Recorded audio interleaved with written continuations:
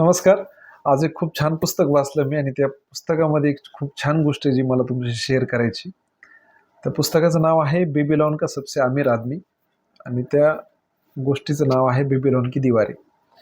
Babylon नावाचं एक राज्य असतं काही वर्षापूर्वी आणि खूप समृद्ध राज्य असतं. तिथले राजे पण खूप चांगले असतात, ज्यांनी प्रजेच्या हितासाठी खूप चांगली चांगली कामे केलेली असतात.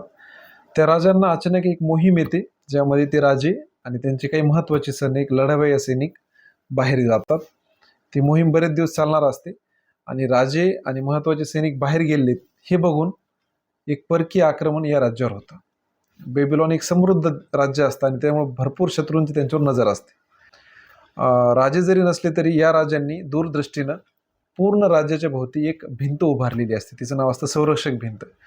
आणि राजांना हे माहीत असतं की असं होऊ शकतं, आपण जर इथं न येत आणि जर असा काही हल्ला झाला तर जरी सैनिक कमी असले तरी भिंत मजबूत पाहिजे, आणि त्यांनी त्याच्यामुळं खूप खर्च करून भिंत बांधून ठेवलेली असते. युद्ध सुरू होतं.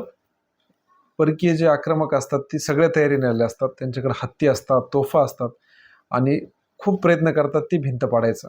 त्यांना माहीत असतं की राजा नाही आहे आणि खूप सारी संपत्ती तिथून आपल्याला भेटू शकते, खूप सारे नागरिक गुलाम म्हणून भेटू शकतात आणि त्याच्यामुळे ते पूर्ण तयारीनं ते युद्ध सुरू करतात. जे बेबीलोनमध्ये सैनिक असतात, थोडे काही वयस्कर लोक असतात, काही जखमी सैनिक असतात, ते पण या युद्धाला प्रत्युद्ध चालू करतात आणि भिंतीच्या आधारे ते लढा देत राहतात. त्यामध्ये एक सैनिक असतो जो की भिंतीजवळ उभा असतो आणि त्याला पलीकडचं सुद्धा दिसत असतं आणि आतमध्ये जनता सुद्धा दिसत असते. तर त्या जी पूर्ण जनता आहे त्यापैकी काही लोक येतात आणि विचारतात त्या सैनिकाला की काय चालू आहे बाहेर, आम्हाला हत्तीचा आवाज येतोय, आम्हाला तोफांचा आवाज येतोय का, आपली भिंत पडेल का. कोणी म्हणतं मी व्यापारातून पैसे कमवलेत, कोणी म्हणतं माझ्या घरच्यांचं दुखतंय, त्यांना दवाखान्यात घेऊन जायचं, जावं का नाही आम्ही, एक लहान मुलगी येते मला म्हणते मला खेळायला जायचे, जाऊ का नको मी, जर दरवाजा तुटला तर आपल्यासोबत काय होईल. असं त्यांच्या मनात भरपूर प्रश्न असतात, कारण राजे इथं नसतात. तो सैनिक जो असतो तो म्हणतो तुम्ही काळजी करू नका, राजे जरी इथं नसले तरी राजांची दूरदृष्टीनं त्यांनी जी भिंत बांधली ती आपल्यासोबत आहे आणि खूप मजबूत भिंत, हिला काही होणार नाही, आपण सुरक्षित आहोत. आणि असं तो सगळ्यांना विश्वास देत असतो, सगळ्यांना विश्वासही असतो त्या भिंतीवर. आणि खरंच असं होतं. 4 आठवडे, तब्बल 4 आठवडे हे युद्ध चालतं आणि 4 आठवड्यानंतर असं होतं की जे परकीय शत्रू आहेत त्यांच्या लक्षात येतं की आपण खूप प्रयत्न करूनही भिंतीला नाही तोडू शकत आणि ते कंटाळून हरून तिथून निघून जातात. राज्यामध्ये एकदम जल्लोषाचं वातावरण असतं, सगळे खुश असतात की आपण वाचलो, आपण लढा दिला, एवढा मोठा हल्ला आपण राजा नसताना सुद्धा परतवून लावला. खूप आनंदाचं वातावरण असतं. असा अप्रत्याशित हल्ला आपल्या कोणाच्या आयुष्यात होऊ शकतो.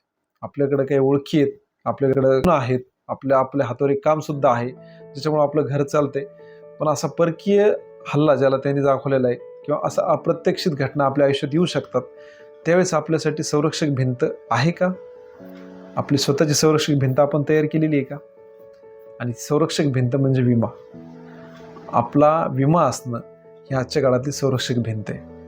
कोणतीही अप्रत्याशित घटना जिच्यासाठी आपण तयार नव्हतो ती जर झाली आपल्या आयुष्यात, तर जो विमा असतो तो संरक्षक भिंतीचं काम करतो. आपले जे बचत खाते असतात, आपल्या जे वेगवेगळ्या प्रकारचे छोटे मोठे गुंतवणुकी असतात, या त्यावेळी संरक्षक भिंतीसारखं काम करतात. त्यामुळं तो जर आपला नसेल तर या धड्याच्या शेवटचा जो विषय आहे त्याच्यावर आपल्याला खूप तात्काळ कृती करणं आहे, तो म्हणजे विमा असणं खूप गरजेचं आहे. त्याची शेवटची ओळ अशी की पर्याप्त सुरक्षेशिवाय राहणं हे समजदारीचं काम नाही. पर्याप्त सुरक्षेच्या शिवाय राहणं हे समजदारीचं काम नाही. थँक्यू.